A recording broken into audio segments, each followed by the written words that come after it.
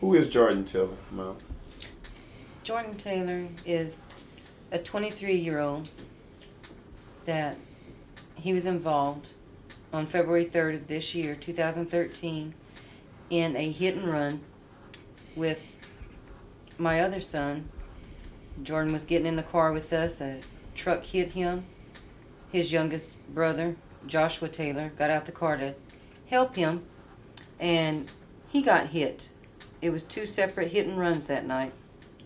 The car doesn't show any signs of Yes. impact? Mm-hmm.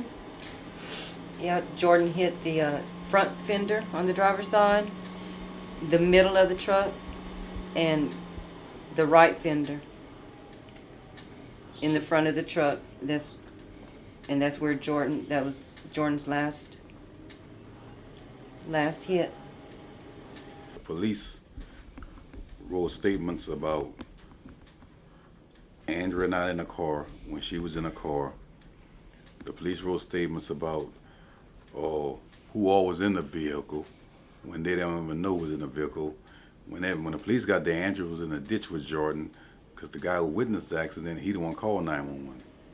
So you do have a witness? Yes, and they don't want to talk to the witness. The witness wrote a statement, asked the police to talk to him, and the police told him twice, no, they don't need to talk to him.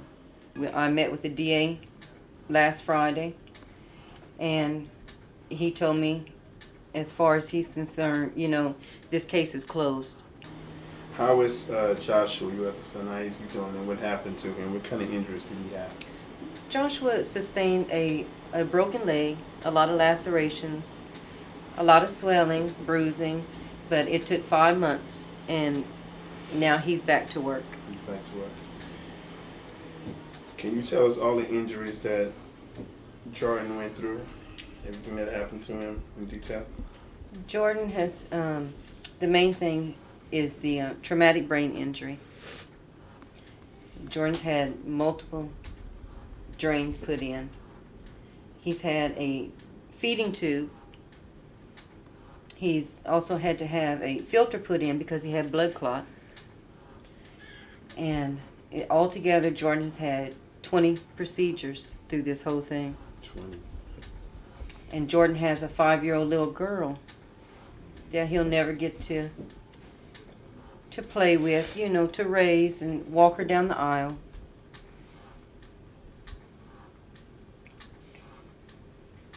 It's just been a rough road. The medical bills are well over $2 million. And we had to modify our home. $50,000 worth. Yeah, about $50,000 to modify the home to make Jordan comfortable. Because we were able to bring Jordan home for the first time July 25th. And everything was going well.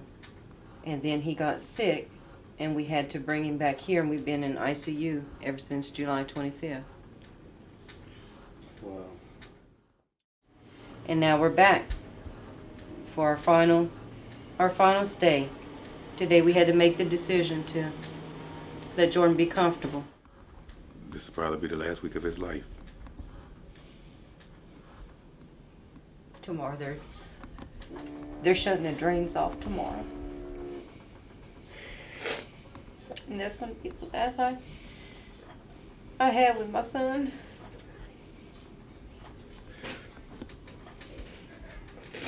While those two people are still walking around acting like nothing happened, they're going on with their lives. Our lives stopped. Our lives stopped February 3rd. And they'll never be the same. They've taken him away. They've taken the son away. They've taken a brother away. They've taken a father away.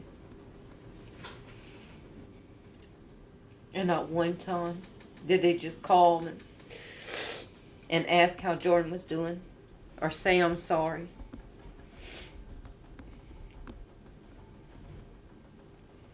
But we'll keep on. We're a family that doesn't give up. We'll keep on until justice is served one way or the other.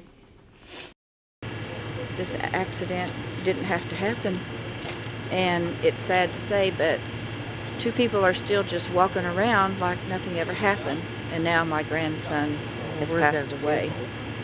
And there seems to be no justice in Youngsville. The police reports were wrong. They refused to change them.